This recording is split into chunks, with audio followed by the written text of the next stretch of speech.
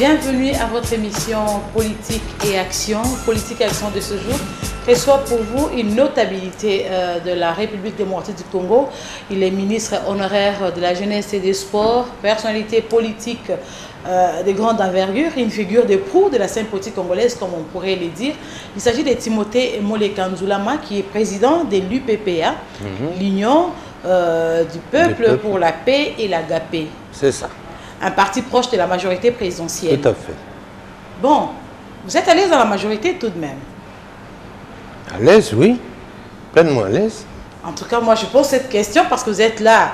En tout cas, depuis 2006, vous êtes déjà aligné. Même avant, à la création, après les dialogues intercongolais, 2006, vous êtes toujours dans la majorité, alors que beaucoup d'entre vous ont traversé la Manche. Vous êtes là par idéal ou bien par loyauté?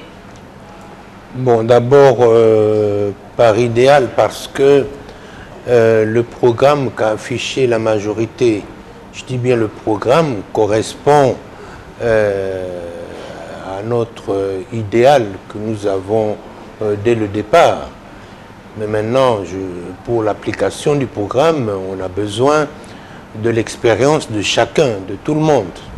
Voilà, beaucoup de ceux qui ont accompagné les chefs de l'État depuis lors, ensemble avec vous, vous êtes bien conscients, ceux qui n'ont pas reçu de poste de responsabilité, lui ont dit au revoir. Pourquoi vous restez toujours attaché à Joseph Kabila? Bon, l'important, ce n'est pas le poste de responsabilité. Je crois que l'important va au-delà de ce poste de responsabilité. C'est la responsabilité de réussir quelque chose ensemble. C'est ça qui est important. Alors, si la chose réussit par les conseils que vous avez donnés, si la chose réussit par votre action directement, c'est la même chose.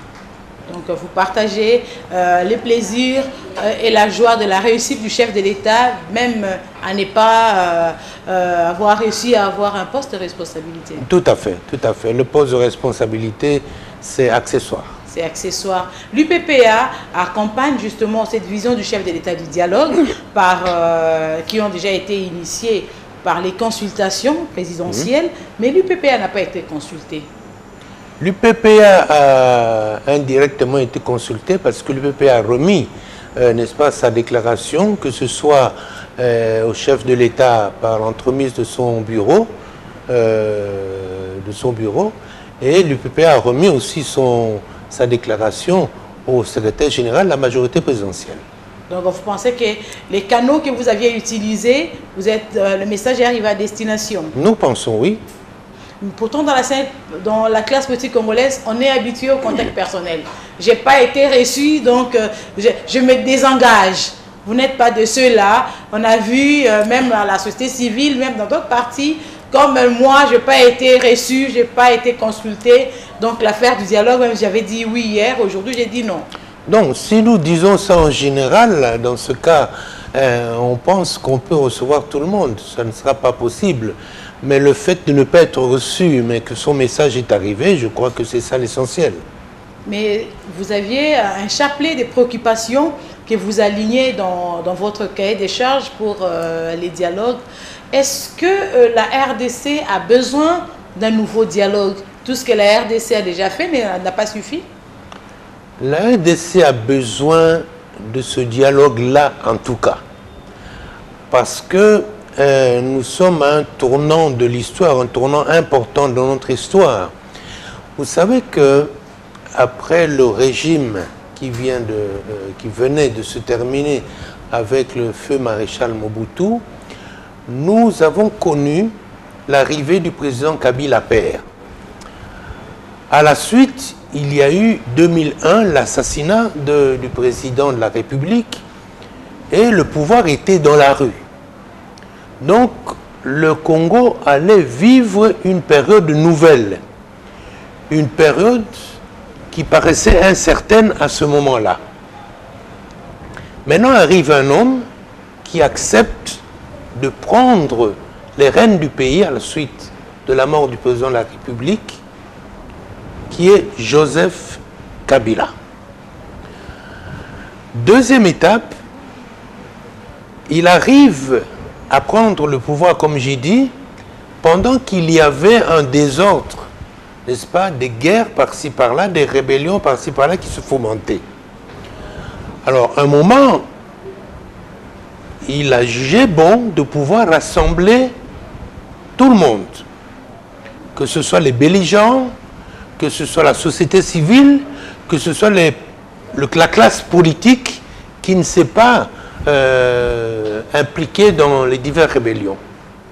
Il y a eu Sun City, où le chef de l'État a accepté de donner la main et de travailler avec tout le monde.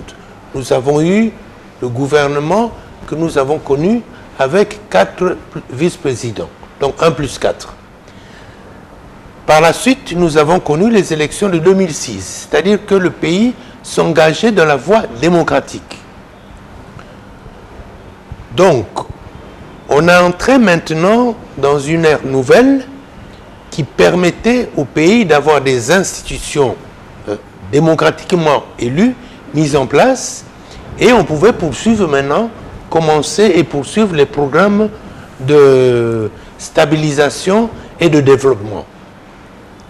Ça nous mène jusqu'à aujourd'hui où nous avons déjà connu 2 expériences démocratiques, 2006 et 2011. Aujourd'hui, nous sommes à la veille de la 3e expérience électorale. Se pose un problème, se posent même plusieurs problèmes où, devant maintenant corriger les erreurs que nous avons connues pendant 2 élections. Donc, nous sommes à la traversée des chemins, à la croisée des chemins, où nous devons consolider d'abord la démocratisation que nous avons commencée et poursuivre afin d'aller vers le développement. Alors, ce développement-là, à l'horizon, nous parlons maintenant de l'émergence. Mais l'émergence, c'est quelque chose qui tombe un peu comme un cheveu dans la soupe, comme un slogan politique d'une majorité présidentielle. Mais si nous regardons bien, l'émergence, c'est une situation que doit vouloir, que doit accepter, que doit intérioriser, que doit s'accaparer tout Congolais. Parce que tout Congolais a besoin et est appelé au développement du pays. Il faut donc, en plus d'un accord, en plus de ce dialogue concernant les élections qui sont proches et qui doivent se passer tout à fait dans la paix et dans la tranquillité, il faut aussi aborder certaines questions qui sont des questions présentes, qui sont des questions pour le futur, pour le développement, qui sont des questions pour chaque Congolais. Des questions où nous devons nous mettre d'accord. C'est ainsi que, répondant à votre question, je vous dis que nous sommes à la croisée des chemins, donc nous sommes à un moment propice pour que ce dialogue puisse se tenir. Et justement, ces dialogues évoquent entre autres aussi le besoin d'harmoniser les cahiers des charges. Vous évoquez les questions économiques, mais beaucoup de ceux qui soutiennent les dialogues ou qui s'y opposent sont plus dans l'angle politique. On évoque la question électorale où il y a le problème de sécurisation, le problème de ceux qui doivent ceux qui sont éligibles dans le nouveau majeur, ceux qui viennent à peine d'atteindre leur majorité électorale, politique notamment, puisque vous évoquez la question économique. Est-ce que vous ne pensez pas que vous ne mettez pas sur la même longueur d'onde que tout ce qui s'aligne derrière l'idée du dialogue? Mais maman, les personnes qui s'allient derrière cette idée en pensant seulement aux élections, comment on peut organiser les élections si on ne parle pas du côté financier, du côté économique? Rien que ce point-là. Aujourd'hui, pour organiser les élections, il faut de l'argent. Il faut des moyens. Il faut la logistique. Tout cela, on doit pouvoir se mettre d'accord pour réunir cela et organiser les élections. Vous savez que les élections de 2006 ont été préparées quand même durant toute la période de la transition du gouvernement 1 plus 4. Donc ça veut dire qu'il y a un moment de préparation. Peut-être on aurait pris du retard pour préparer, qu'à cela le tienne, on n'a qu'à nous en vouloir à nous-mêmes, majorité plus opposition, puisque les deux sont tant au Parlement que dans les institutions. Donc, on ne peut pas parler uniquement de l'aspect politique. Il faut parler de l'aspect économique. L'aspect économique, bien évidemment, vous souhaitez qu'on évoque la question de l'émergence, parce que l'émergence, c'est avant tout le programme du gouvernement, en tout cas de la majorité dont vous faites partie. Comment vouloir assez que ceux qui combattent le gouvernement en place, c'est-à-dire dans un jeu démocratique, on se bat pour l'arcanance, je vais remplacer ceux qui sont là, que moi j'ai un dialogue autour de leur programme. Est-ce qu'il y a de la cohérence à cela? Remarquez, madame, que le président de la République, Joseph Kabila Kabange, a lancé le cri de l'émergence pour 2030. Il l'a lancé à son deuxième mandat. Ça veut dire que c'est la période où, en fait, le président doit ou devrait se libérer de tout lien avec une famille politique et se considérer réellement comme le président de tous les Congolais. Alors, en tant que président de tous les Congolais, il lance maintenant un cri de guerre. C'est un cri de guerre du Congo, du Congolais, qui veut aller plus loin, qui veut émerger. Donc l'émergence doit être un problème du Congolais, comme l'indépendance n'a pas été qu'un problème de Lumumba ou de Kasavubu. C'était un problème de tous les Congolais. De la même manière, l'émergence doit être un problème de tous les Congolais. Alors, comme ça doit être un problème de tous les Congolais, il est normal aujourd'hui qu'on puisse, lors d'un dialogue, pouvoir en parler, pouvoir se mettre d'accord, pouvoir accepter tous le même cri de guerre qui est, j'allais dire, au regard de tout ce qui nous a été promis et par nos aïeux et par Dieu lui-même, qui est pratiquement obligatoire, une marche obligée pour que le Congolais puisse sortir de l'état de pauvreté où il est maintenant. Nous reviendrons sur l'aspect économique avec l'émergence concernant justement ces dialogues, mais prenons d'abord l'aspect politique. Ceux qui s'opposent au dialogue accusent la majorité de vouloir entraîner les pays dans un frein démocratique. C'est-à-dire on est à la fin du deuxième mandat du chef de l'État, on doit commencer un nouveau cycle électoral. Quand vous parlez de dialogue, on sera déjà en dehors du délai constitutionnel du cycle électoral, du délai du mandat du chef de l'État. Donc, ce serait ce qui s'est dit déjà dans la rue aujourd'hui, les glissements. Madame, j'ai dit tout à l'heure que ce soit la majorité, que ce soit l'opposition, tous se retrouvent dans les institutions.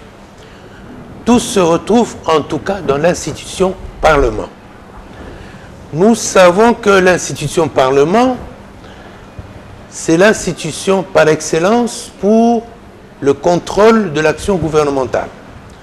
C'est l'institution par excellence comme autorité budgétaire.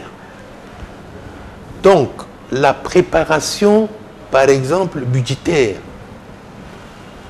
des élections doit se préparer d'abord au niveau du Parlement. Le budget, depuis 2011 jusqu'à ce jour, ne peut pas être voté par le Parlement si on ne tient pas compte dans ces budgets-là de l'échéance de 2016, par exemple, les échéances électorales. Mais on arrive aujourd'hui, en 2015, moitié 2015, pour s'entendre dire de ces mêmes responsables qu'il n'y a pas de fonds pour organiser toutes les élections. Nous n'avons qu'une partie de 900 millions nécessaires pour les élections sur les 1,5 milliard du budget. Qu'est-ce qu'il faut faire? Aujourd'hui, la classe politique s'excite. Le président va-t-il présenter, demander un troisième mandat, alors que le président lui-même est encore pas fait de déclaration dans ce sens. Le président a dit « Je respecterai la Constitution ». Très bien. Nous tous, nous voulons respecter la Constitution. Mais dites-moi un peu, mi-2015, il n'y a pas les moyens. L'année prochaine, organiser toutes les élections. Je voudrais qu'on me dise par quel coup de baguette magique nous allons pouvoir y arriver 100 heures. Je crois que pour pallier à cela, il était normal que ce dialogue puisse se tenir, je parle de l'aspect politique, puisse se tenir afin qu'on se dise qu'est-ce qu'il faut faire, qu'est-ce que nous allons faire, parce que nous allons droit vers le mur, comment faire pour éviter ce mur. Mais Némois Dansemi, qui était reçu par le chef de l'État, et lui qui soutient les dialogues, évoquant la question de moyens et même des dirigeants, il a même cité un adage, on n'a pas besoin de changer des chauffeurs quand un véhicule est en panne, donc il faut plutôt réparer les véhicules. Il y a de ceux qui disent les élections, on n'a pas besoin d'avoir deux calendriers pour ces élections, il faut aligner tout en un seul coup. Et il y a aussi de ceux qui pensent que ces élections finalement, il faut d'abord un temps, observer un temps et préparer un nouveau cycle électoral. Clairement, doit-on cheminer vers une transition pour marquer soit un point à ces deux cycles électoraux que nous venons de passer pour préparer l'autre, je ne sais pas, l'autre tapis de la démocratie, sinon consolider la démocratie, comme vous le dites? Je félicite beaucoup Mme Semi pour les brèves analyses qu'il a fait, mais cette analyse-là est très profonde. En fait, cette analyse, qu'est-ce que ça veut dire que celui qui a la tête, ce n'est pas lui qui est le mauvais, mais c'est le camion qui est mauvais, il faut changer le camion, ou il faut modifier le camion, ou il faut réparer le camion. Le camion, c'est le pays, avec tout ce qu'il comporte, avec ses lois, avec sa constitution. C'est tout ça le camion. Le camion, c'est la manière de diriger. Le camion, c'est la forme même qu'on a voulu donner à l'État. Le camion, c'est beaucoup de choses. Et le camion doit nous servir à nous amener quelque part. Et ce quelque part-là, aujourd'hui, nous disons émergence. Mais hier, quand nous avons décidé la Constitution et toutes les choses-là, est-ce que nous avons pensé à ce point d'aboutissement? Nous avons parlé d'autre chose. Enfin bref, qu'à cela ne tienne, nous sommes aujourd'hui à un point où nous devons bien faire les choses. Nous sommes aujourd'hui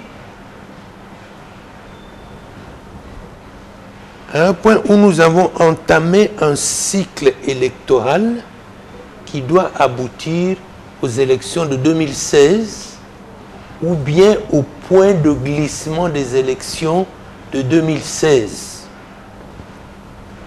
Donc, il est bon que nous puissions nous retrouver en dialogue pour essayer de voir où allons-nous, comment y allons-nous, par quelle manière, par quelle feuille de route nous allons emprunter le chemin. Je crois que c'est là le sujet aujourd'hui. Concernant le dialogue politique. Du point de vue politique. Oui. Parce que je sais que vous vous accrochez à ce qui est un dialogue économique. On verra si l'avenir vous donnera raison, sinon si votre point de vue sera entendu. Mais dans ce point de vue de dialogue politique, il y a une question majeure. En fait, quand vous évoquez même la question du contenu, il y a le problème de la décentralisation et du découpage territorial. Oui. Au niveau des concertations nationales, on a parlé de la décentralisation. Oui. Déjà, les recommandations ont eu du mal à pouvoir être mises en œuvre. Finalement, on arrive au découpage territorial tel que fixé par la Constitution en 2006, mais ça arrive quand même en retard. Est-ce que les circonstances politiques, les contextes politiques aujourd'hui se prêtent à ce découpage territorial? Parce que déjà, il n'y a pas de moyens pour pouvoir concrétiser justement l'existence de toutes ces provinces qui ont été mises en place. On a parlé des moyens tout à l'heure pour les élections. Est-ce qu'il y a aujourd'hui les moyens financiers, les moyens matériels pour aller à cette décentralisation? Vous savez, il faut faire attention que la décentralisation ne constitue pas aujourd'hui un frein pour les élections, par exemple. Puisqu'en tout cas, ça l'est, même si on ne l'évoque pas vraiment à haute voix, mais c'est vraiment un frein parce qu'il faut une loi de répartition des sièges qui jusque-là, on ne l'a pas. Voilà, alors je disais tout à l'heure que je donnais raison à Moualense pour ce qu'il a dit, mais que c'est beaucoup plus profond que ce que nous avons entendu. Le principe des textes de l'UPPA propose ceci concernant la décentralisation. Nous avons proposé de passer plutôt à la fédération, au fédéralisme. Je dis ça par rapport à nos ambitions de pouvoir émerger dans 30 ans.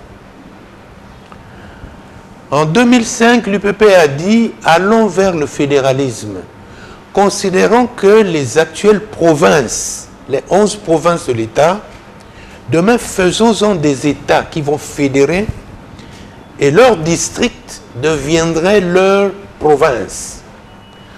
À ce moment-là, ça permettait à l'État de pouvoir atterrir doucement vers cette décentralisation-là.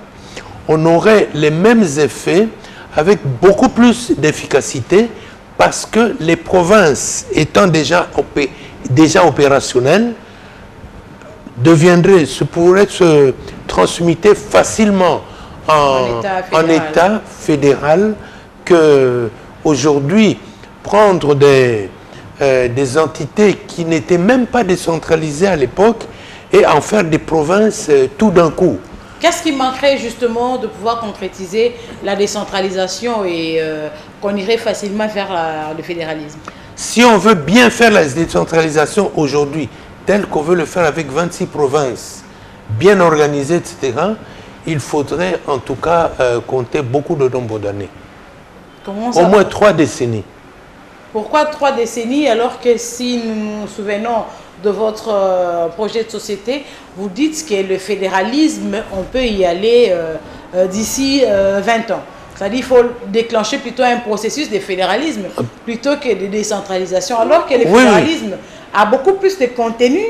Déjà, il faut rendre tous ces États un tout petit peu autonomes dans leur fonctionnement, ce qui n'est pas facile avec les contextes politiques congolais. Nous savons qu'il y a tout ce qui pèse sur la RDC, l'élan séparatiste, et nous avons les phénomènes de la balkanisation aujourd'hui qui est décrié. Est-ce que le fédéralisme prôné par l'UPPA ne posera pas problème à l'avenir de la RDC en termes d'unité?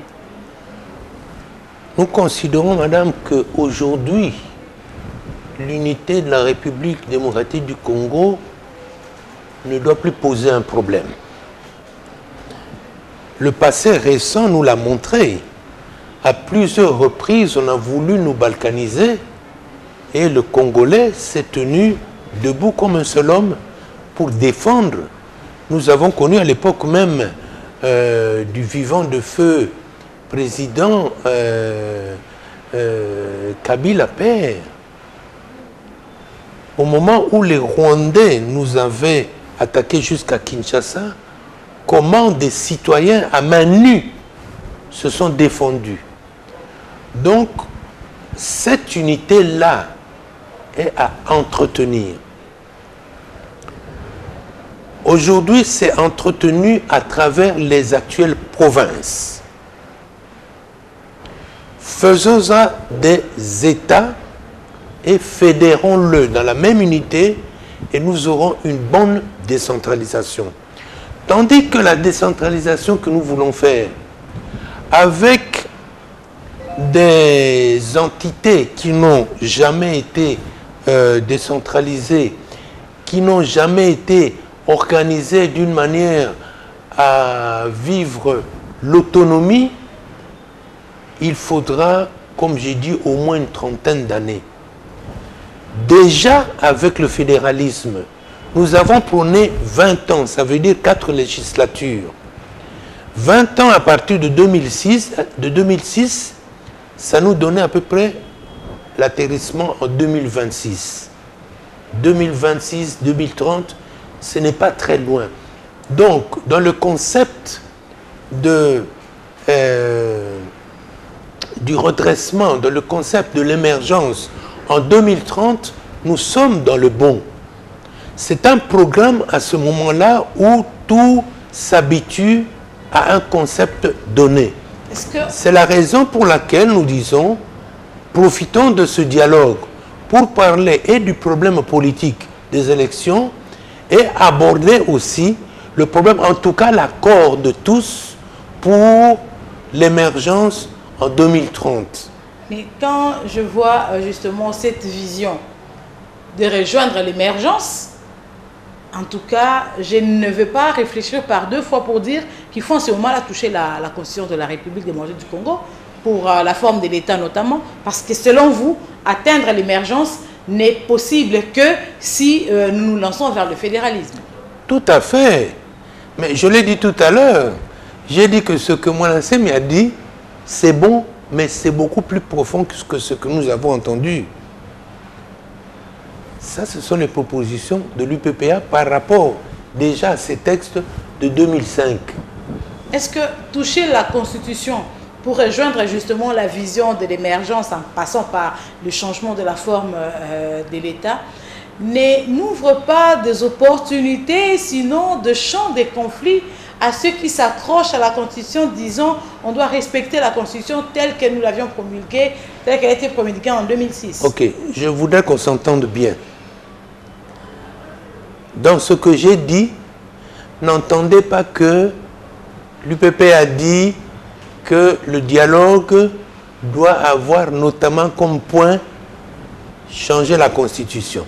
Ce n'est pas ça que nous disons aujourd'hui. Nous disons aujourd'hui que nous devrions arriver à ça un jour. Mais pour le moment, l'UPP a dit ceci.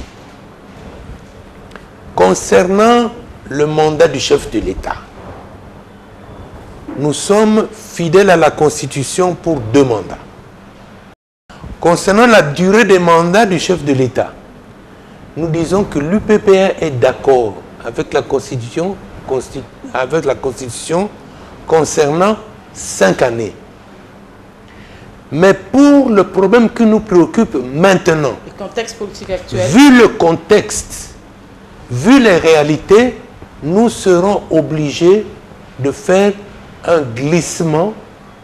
Nous avons proposé de 30 mois afin de pouvoir réactualiser les choses, que ce soit financière, que ce soit sous le point économique, de manière à avoir un bon atterrissage et préparer les élections jusque 2016 plus 30 mois pour arriver à quelque chose de bon et de vivable. 30 mois, c'est pratiquement 2 ans et demi.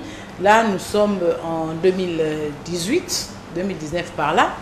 Donc, aller aux élections actuellement dans ces circonstances pour l'IPPA, ce serait embraser le pays. Donc, ce ne sera pas sans heurts, vous l'aviez dit, que c'est ça votre phrase. Donc, aller aux élections dans les contextes actuels, sans moyens et puis sans toutes ces dispositions que nous venons d'évoquer, nous n'irons pas aux élections sans heurts. Donc, c'est donc un risque pour la paix en RDC. Mais les 2 ans et demi que vous proposez offrent quoi comme chance, offrent quoi comme matière, comme élément pour être sûr que lorsque nous irons aux élections, selon cette projection de l'UPPA, tout serait en règle? Bon, ce n'est pas un hasard. Hein. Nous avons réfléchi en termes, on s'est dit, le premier dialogue a donné pratiquement 3 ans pour que le pays s'organise et puisse aller aux élections en 2006, donc de 2003 à 2006. Donc, c'est à peu près, nous avons à peu près besoin de la même période pour pouvoir organiser la suite de la démocratisation. Nous serons pratiquement dans un schéma de transition. Nous savons tous, la classe politique congolaise, c'est que moi je sois là. Aller à cette transition, ce sera avec quel animateur? Mais nous aurons les mêmes animateurs, nous aurons le même président de la République, nous aurons le même assemblée nationale. Le Sénat va être renouvelé avec les élections provinciales, par la suite des élections provinciales ici. Donc nous aurons nos institutions les mêmes. De ceux qui proposent justement quelques conditions pour les élections, il y a de ceux qui pensent qu'on pouvait retarder les élections présidentielles et la suite. En entendant, il faut qu'on poursuive avec ce que la CENI avait déjà commencé, donc l'élection des députés provinciaux. Mais pour le Sénat, il est hors de question d'avoir 2 calendriers, 2 cycles parallèles, sinon attendre, s'il prend le schéma de 30 mois proposé par l'UPPA, attendre après les 30 mois que l'on organise les élections dans l'ensemble, dans leur ensemble, l'ensemble du cycle. On ne peut pas avoir les élections à 2 couloirs. Madame, nous sommes déjà entrés dans le couloir des élections. La CENI a déjà fait le programme de toutes les élections. Le problème, en fait, j'allais dire, le seul problème qui se pose aujourd'hui, c'est de pouvoir organiser toutes les élections